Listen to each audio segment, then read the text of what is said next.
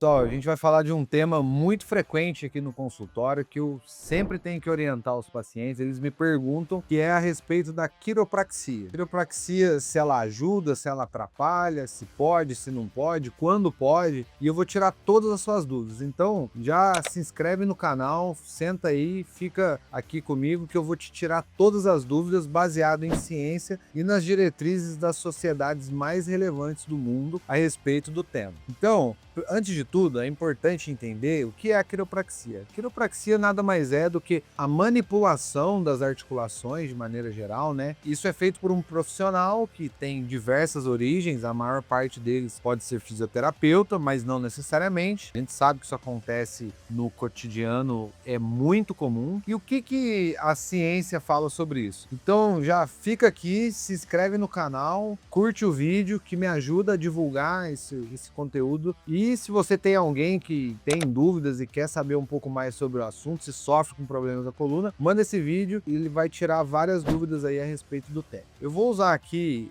como base e referência, basicamente, a Sociedade Americana de Cirurgia de Coluna, a Sociedade Americana de Neurocirurgia e a Sociedade Americana de Cirurgia Ortopédica. Essas três sociedades, elas falam em muita sintonia a respeito da quiropraxia. Basicamente, o paciente tem que entender qual que é o problema. Então, toda dor na coluna merece uma atenção, principalmente aquela dor que não passa, que já está há alguns dias. Se tiver algum tipo de formigamento, de irradiação, isso vai cada vez mais aumentando a gravidade. Então, é primordial que o paciente entenda se existe algum tipo de compressão, se essa compressão é feita por algum tipo de osteófito, né, o bico de papagaio, se é hérnia de disco, se é tumor, se tem alguma coisa acontecendo que não é simplesmente degeneração, falta de alongamento, falta de preparo muscular. Então, tudo isso acontece ao mesmo tempo e pode ser mais ou menos grave. E o que a literatura mostra pra gente hoje, que não existe nada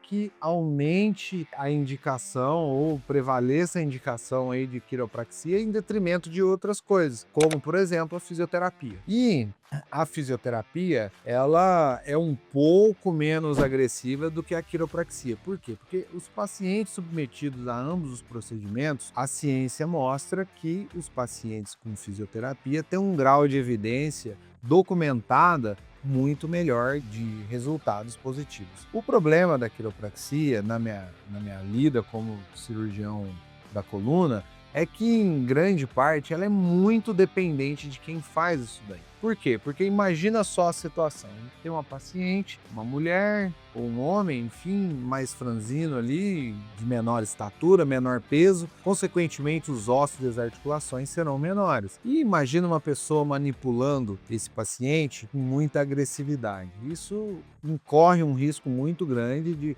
acontecer alguma luxação, algum deslocamento, né? Obviamente que a gente está falando de coisas que podem acontecer. E basicamente a diferença entre a fisioterapia e a quiropraxia é se o exercício é feito ativamente ou se o paciente está ali sendo manipulado passivamente. Isso é uma grande diferença. Então imagina que durante a fisioterapia, na grande maioria dos exercícios, o paciente se movimenta de maneira ativa. Então, todos os controles que existem nas articulações, nas cápsulas articulares, nos tendões, o nosso corpo é cheio de sensores. Então, a própria dor do paciente, o próprio sistema ósseo-articular vai limitar aquela articulação e aquele movimento. Então, por exemplo, sendo bem grosseiro e falando de maneira bem simples para vocês entenderem, imagina que a gente está correndo na natureza, dá de frente com o leão. Obviamente que o instinto vai fazer a gente mudar a direção de maneira brusca. Então, talvez vai virar e correr contra o sentido do leão instantaneamente. Isso é uma mudança brusca de direção que é realizada pelo próprio indivíduo. Então, o joelho, o quadríceps, a musculatura da coxa, da coluna, toda a musculatura do paciente vai realizar esse movimento dentro das limitações do paciente. Já quando a gente pega aquele joelho, aquela coluna, aquela articulação e alguém realiza esse movimento pelo próprio paciente, a gente perde a maior parte desses sensores. Por quê? Porque o paciente não está realizando o próprio movimento. E o que é ainda mais complicado é que esse paciente está em repouso. Ele está ali geralmente deitado numa maca e está sendo manipulado. Ou seja, a musculatura não está tensionada, a musculatura não está aquecida e o paciente não realiza o movimento. É claro que a gente sabe, a gente escuta aqui no consultório o tempo todo que o paciente fez uma sessão, fez algumas sessões de quiropraxia e teve grande melhora dos sintomas, teve uma sensação de bem-estar ali no pós-manipulação imediato,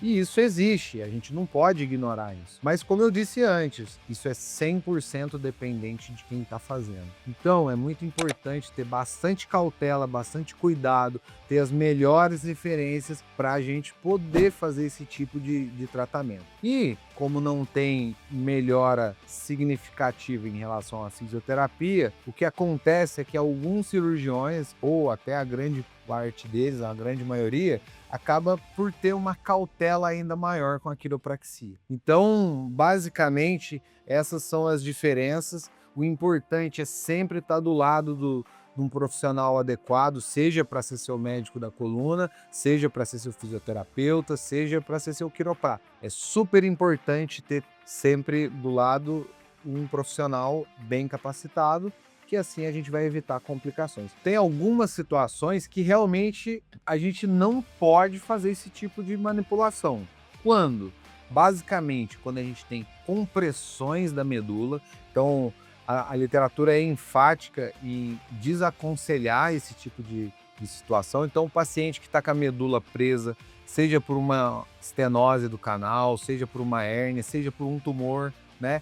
E o paciente que tem instabilidade. Então, o paciente está com alguma fratura, tem algum escorregamento mais grave, tem algum tipo de fratura por osteoporose. Então, quando a estrutura óssea e ligamentar está abalada, seja por uma coisa provisória, seja por um problema permanente, então a gente deve evitar esse tipo de manipulação, porque a gente não sabe qual será a força aplicada. E eu recebo um grande volume de pacientes me mandando e mostrando vídeos. Olha aqui, doutor, esse guindastezinho que a gente puxa o pescoço, que eu vi, que fez em tal lugar. Gente, isso tudo é muito perigoso. A gente faz alguns tipos de tração em procedimentos cirúrgicos, em algumas situações, mas isso tudo é muito controlado, é para situação muito específica, o paciente está ali no centro cirúrgico anestesiado. Então eu tenho um pouco de reticências, eu não gosto de deixar esse tipo de coisa acontecer, principalmente nesses casos mais graves. Agora, quando o paciente tem um problema osteomuscular, que está ali com uma dor, uma coisa mais tensional, um problema de restrição de alongamento, então esse tipo de situação é bem mais tranquilo, a gente fica mais calmo do paciente procurar esse tipo de ajuda e, obviamente, sempre acompanhado de um bom profissional. Então, se você gostou desse vídeo, se aprendeu alguma coisa, se tirou suas dúvidas, se inscreve no canal, você que ainda não se inscreveu, deixa o like, manda esse vídeo para quem possa ter algum benefício com essas informações e um abraço.